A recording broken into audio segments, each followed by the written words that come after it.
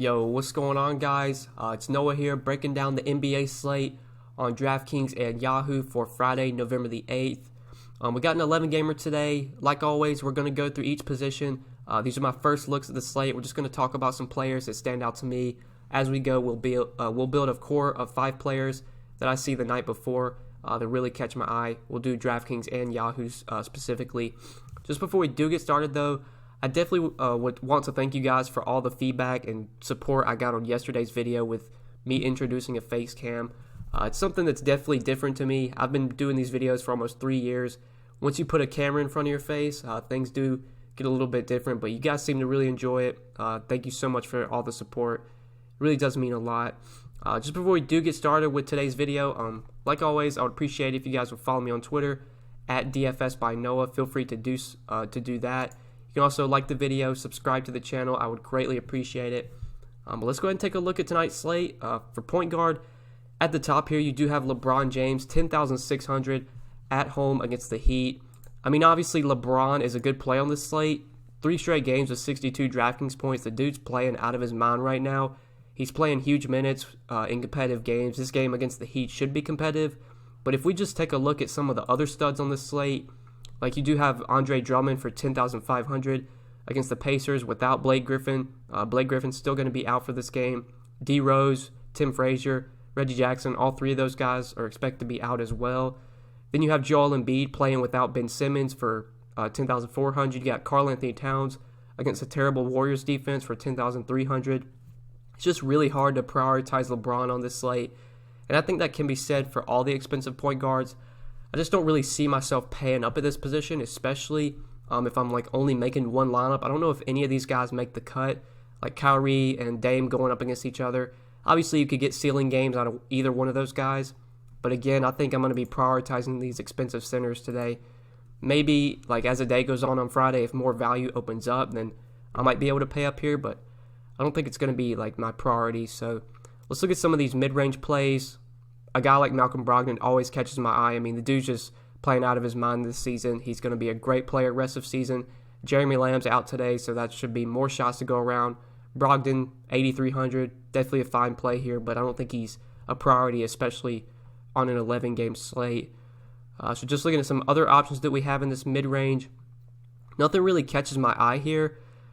Like maybe you could get an upside game out of Jamal Murray against the Sixers, but I don't really see myself going there. It is a pace-up spot for the Nuggets.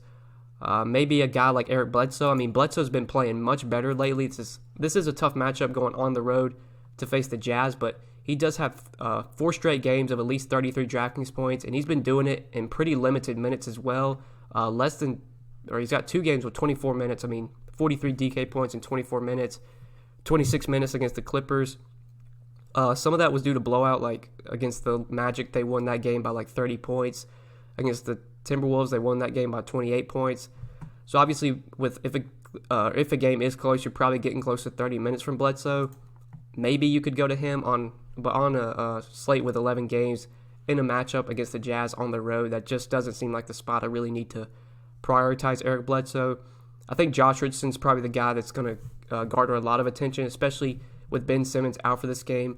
Richardson should see a boost in usage. I do want to pull up the Sixers usage with Ben Simmons off the court. We'll take a look at that real quick because we're definitely going to need to talk about a lot of these players since Simmons is out today. It's already been confirmed that he's out. He's also going to be out like the next 2 or 3 games. So just so far this season with Simmons off, 34% usage rate for Joel Embiid, 1.9 fantasy points per minute. In a matchup against it's a limited sample size, only 55 minutes. Pretty much a limited sample size for all these guys. I mean, we're only 8 games into the season, but Embiid's numbers with Ben Simmons off are pretty crazy. Josh Richardson, 21.9% usage rate, 0.95 fantasy points per minute. DraftKings did bump his price up, though. I mean, what is he on DraftKings? 5,700. I don't know if he's going to be a core play for me, but I do expect him to see a boost with Simmons out for this game. So he's probably a guy that stands out at point guard. Alec Burks is coming off a really big game. Last game against the Rockets, played 31 minutes. I think Alec Burks is going to be a guy that really shines with this Warriors team, with how thin they are, especially if D'Angelo Russell doesn't play today, but I believe he is probable. He's expected to play. So that's definitely going to hurt Burks. He's up to 5,200 as well. It is a really good matchup, though, against the Timberwolves. This game should definitely be played at a pretty fast pace. It should be high scoring. So maybe Burks and Hart in that Burks and Richardson, in that 5K range could be options. Do want to keep an eye on the Justice Winslow news. Justice Winslow did not play Thursday. Heater on a back-to-back. If he were to sit, Kendrick Nunn at 5K, Goran Dragic at 5,200. Both of those guys would be pretty interesting. Isaiah Thomas, limited minutes last game, only 20 minutes against the Pacers. I don't know if I can go to IT until we see his minutes get up into like the high 20s to low 30s. He's going to have big games in limited minutes. He's done it multiple times so far this season. It's just hard to trust him, especially on an 11-game slate. There's probably just going to be better plays open up as the day goes on. I think the guy we really need to talk about at point guard, he's probably going to be very popular. I imagine he's going to be probably one of the more popular values on this slate. But Raul Neto is 3,400 on DraftKings. It's not confirmed yet, but it's pretty likely that Neto draws a start with Ben Simmons out. He played 30 minutes last game against the Jazz when Simmons got hurt. That's the most minutes he's played all season. Had 25 DraftKings points. 3,400 for Neto. If he draws a start here, you probably have to project him for close to 30 minutes. It's not a good matchup, but he's just so cheap on both sides. I definitely want to go ahead and plug him in the core as a value play I'm looking to the night before. He's very cheap on Yahoo as well. He's minimum salary, I believe. Yeah, he's minimum salary on Yahoo, so he's for sure going to be a value point guard a lot of people look to today, but I think it does make a lot of sense. Let's see his numbers with Simmons off. Very small sample size, 58 minutes, but 20.2% usage rate, 0.9 fantasy points per minute for Raul Neto. So just with those numbers, if he plays 30 minutes, he probably projects for about 23, 24 fantasy points. That's really good value at only 3,400. So I really like Neto at point guard. I think one of the reasons I'm probably not going to be paying up here is because he just looks like a top value at only 3,400, especially if he does draw the start. Definitely going to need to keep an eye on that Sixers starting lineup as the day goes on Friday. I'm not sure what time this game is. It's a 9 o'clock game, so I don't know if we'll have that starting lineup before lock, but hopefully we get some news and some clarity as the day goes on Friday. But let's go ahead and talk about some shooting guard plays now. So just looking at the top here, Bradley Beal, 8,600 against the Cavs. That really catches my eye. Bradley Beal, he's had 2 big games this season of 51 and 72 DraftKings points. We know Beal's going to go out there and play heavy minutes every night, especially if the game's competitive. This game against the Cavs should be. You got 2 pretty bad teams here, so the game should stay close. Beal's going to go out there and chuck. He's going to take 20, 25 shots a game. He does give you plenty of upside at 8,600, but I still don't think he's going to be a core play for me. Honestly, Malcolm Brogdon's probably a better option for just 300 less. He's probably a much better just overall play that projects better and is cheaper as well. But the guy that I want to talk about as shooting guard is Jimmy Butler. So Jimmy Butler was someone I played a lot of on last night's slate on Thursday. He was pretty popular. He was very chalky Thursday night in that game against the Suns. Right now, as I'm recording this video, he's having a pretty good game. I'm going to be going back to Jimmy Butler on DraftKings today. He's only 7,400 in a matchup with the Lakers. This is definitely not a fast-paced Lakers team. They are not playing fast this season at all. But still, Jimmy Butler at 7,400 is just mispriced. This is a guy that should be 8K or more pretty much every night. We know he's going to be the number one option for the Heat. If Winslow sits, that's a boost for Jimmy Butler. He really doesn't even need it, but if Winslow is out, that's even better. It's all about the price here. 7,400 for Jimmy Butler, just way too cheap. I'm not really worried about the back-to-back. Jimmy Butler's a guy that's used to playing heavy minutes, so he looks like a great play again on DraftKings today. On Yahoo, it's definitely not as necessary to play Jimmy Butler. He's $39. Just comparing his price to other guys on the slate on Yahoo, like Brogdon's 40, Jokic is 41. He's the same price as Bradley Beal. You got Kevin Love for cheaper. You got D'Angelo Russell for cheaper if he plays. Domantas Sabonis for cheaper. So I don't think Jimmy's as much of a priority over on Yahoo, but on DraftKings, for sure going to be a guy I look to at 7,400. But just looking at other shooting guard plays, Jeremy Lamb's out today, so that's something I want to talk about. So last game with Lamb out, we saw Aaron Holiday draw the start. He's priced up now to 4,200 on DraftKings, so I don't think he's going to be much of a priority today. Last game with Lamb out, he played 31 minutes, had 23 DraftKings points. He's 4,200 today, so with the increase in price, I don't think Aaron Holiday is really necessary, but I did want to touch on that real quick since that is kind of an important piece of news. But just looking at other shooting guard plays, not really much catches my eye. Like you got Josh Richardson, who I talked about. Bruce Brown's up to 5,600. I've been playing him a lot lately. On an 11-game slate, I don't think I really need to play Bruce Brown at 5,600, especially not in a matchup with the Pacers, so he'll probably be someone I avoid. We saw last game with Jeff Teague out. Jarrett Culver drew the start, and he played really, really well. 30 minutes, 32 DraftKings points. He was 3,200 on that slate. He was very chalky. He was one of the highest owned players on the slate. At 5K today, I don't think really many people are going to be looking to him, but I do want to talk about him over on Yahoo. So over here, he's at small forward, still minimum salary on Yahoo.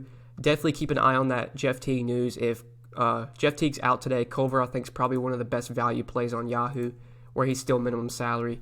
I'm not going to plug him in the core because we don't know the status of Jeff Teague right now, but for sure need to keep an eye on that news as the day goes on Friday. But yeah, I think that's probably it for shooting guard plays. There's a lot of guys here I've already talked about. The Wizards are supposed to be changing up their starting lineup. Isaac Bonga's moving to the bench, so that most likely means either Troy Brown or CJ Miles are going to move into the starting lineup. If Troy Brown gets the start, he probably becomes a decent play at 4,400. He was supposed to be off a minutes limit last game. He only played 17 minutes. I think a lot of that was due to the fact that CJ Miles played so well. So the minutes limit's going to be gone for Brown. If he's playing well, he's going to eclipse 30 minutes. So he could be a value for sure you could look to for 4,400. But I think that's probably it for shooting guard. If Miles starts, he's 4,100.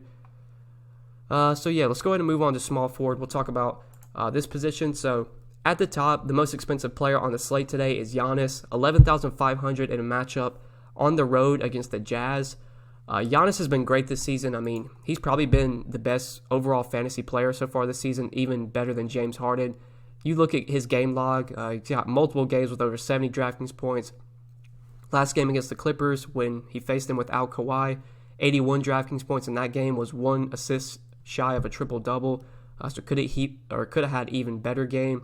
I mean, Giannis is doing so much for the Bucks right now, but on an 11-game slate, we just have so many other options for cheaper. Like, all those centers that I like are $1,000 cheaper and in much better matchups. I don't think Giannis is going to be much of a priority for me on this slate. If he goes out there and puts up 70, 75 DraftKings points against the Jazz, then so be it. But I don't see myself really paying up for Giannis or LeBron today. So let's talk about some other small forward plays. Just scanning through the mid-range, I mean, not much really catches my eye here. I think the guy I definitely see would probably be Tobias Harris, especially with Ben Simmons out for this game. Let's see what Harris's numbers are with Simmons out. 25% usage rate, 0.99 fantasy points per minute. I want to see if that's any different from his normal numbers. Yeah, so Harris sees a 3% bump in usage with Simmons off the floor.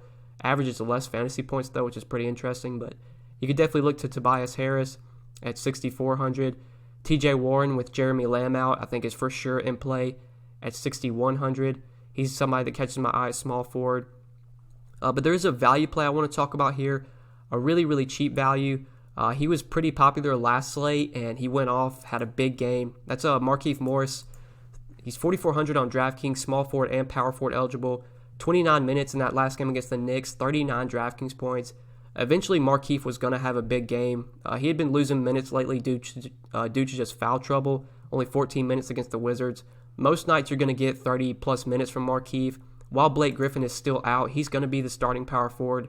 The minutes are going to be there. Should get some nice usage as well. Should see plenty of shot opportunity. He's got double-digit shot attempts in just about every game this season.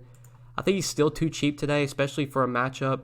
I forgot what their matchup is. I mean, against the Pacers. Not the best spot, I guess, but if the Pacers do not have Miles Turner today, then that most likely means Sabonis will be guarding Drummond, and then you'll probably get like TJ Leaf or Jakar Sampson on Markieff, so that's, I guess, a favorable matchup. So 4,400 for Markieff. He does look like a really good value. He's very cheap on Yahoo. Definitely want to touch on him over here. He's $11, just $1 off the minimum. I feel like he's a really good value over on Yahoo today. I'm definitely targeting Markieff just as a first-look value play. But that's probably it for small forward. Like Jakar Sampson, I think he's had a couple big games recently. 24 minutes last game against Washington, 29 DraftKings points.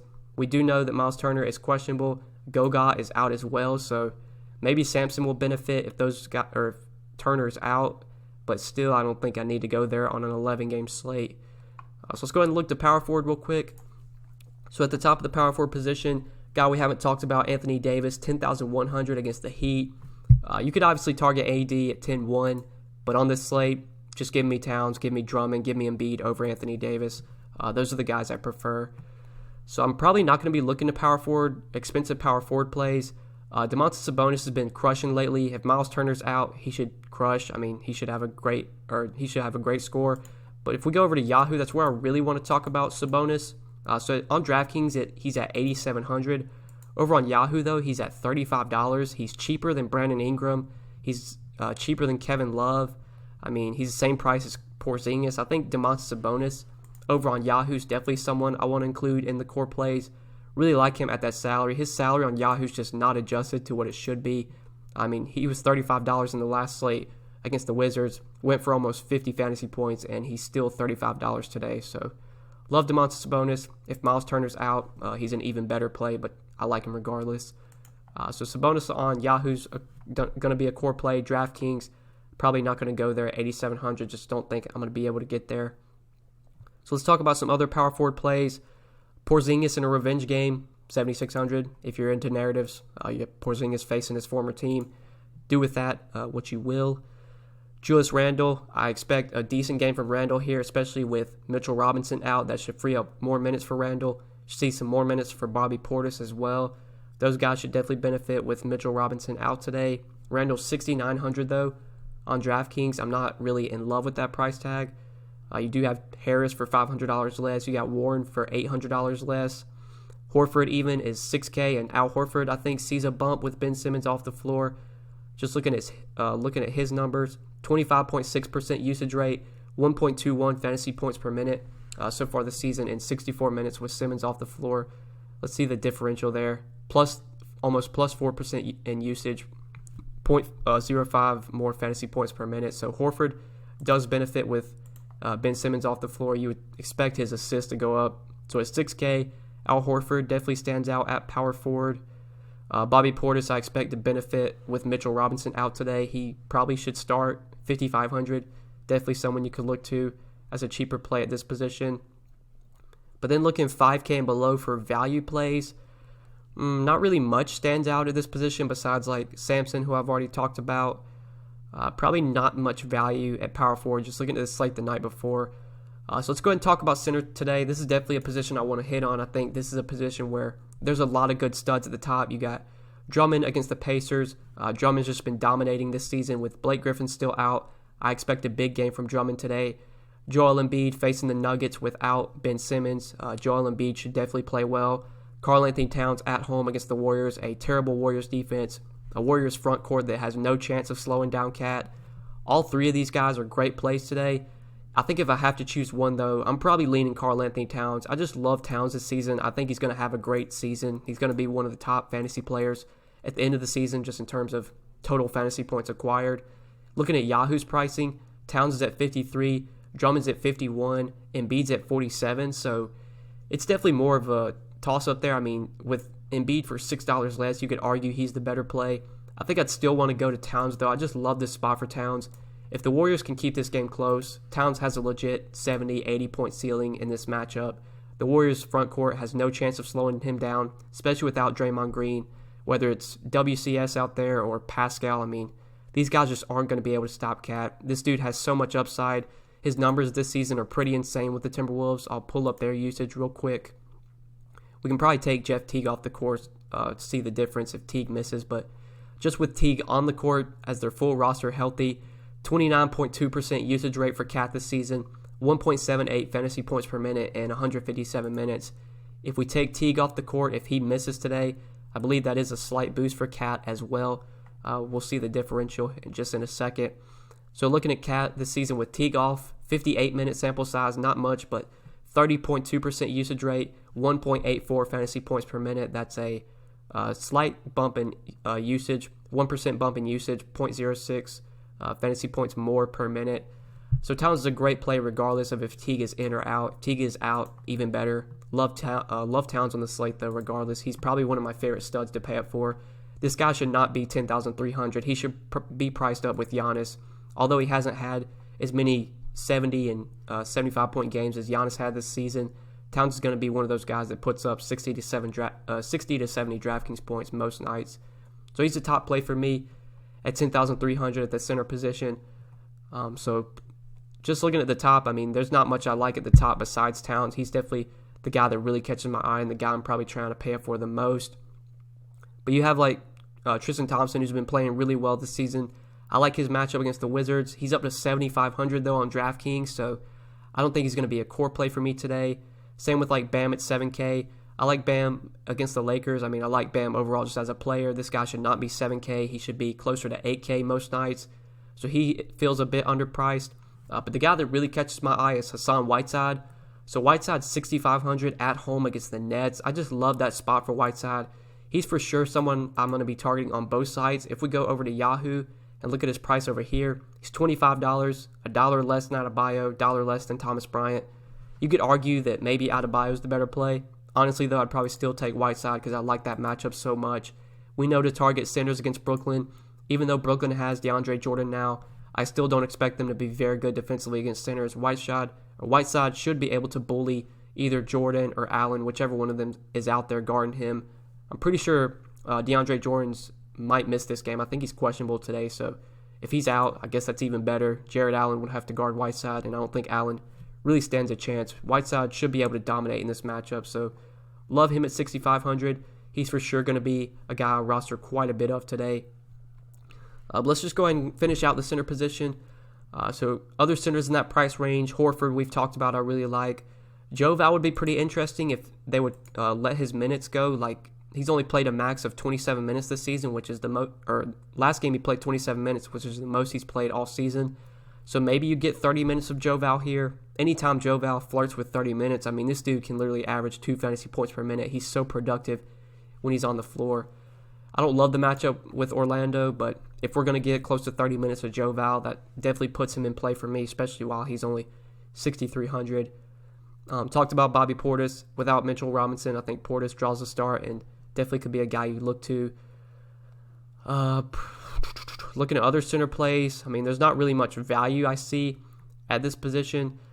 I think Willie Cauley-Stein would be a good play if they would let him loose and give him minutes, but he's only played a max of 21 minutes this season. He's going to be a very productive player when he's on the floor, especially with how injury depleted the Warriors are. But with him not seeing enough minutes, I don't think I can really go there unless we get clarity that he's going to be off a minutes limit, which I don't expect to happen anytime soon. So I think that's probably it for the center position, guys. Just in terms of value plays, there's not much that I really like. Jahlil Okafor started the last game for the Pelicans, even though Derek Favors was healthy. He only played 21 minutes, though, just 12 DraftKings points. I don't think we really need to go to Okafor on the slate. Wouldn't be surprising if he goes back to the bench and we see Favors draw the start. Probably not a value play I'll really be looking to. So I think that's it for center, guys. I think that's it for the video. Hopefully you enjoyed this video. Hopefully it did help you. If you enjoyed, make sure to drop a like. I would greatly appreciate that. If you made it all the way to the end, thank you so much for sticking through the whole video. Like I said at the beginning, you guys can follow me on Twitter at DFS by Noah if you have not done that yet. Like the video, subscribe to the channel. Hope you guys enjoyed, and we'll see you in the next one. Peace.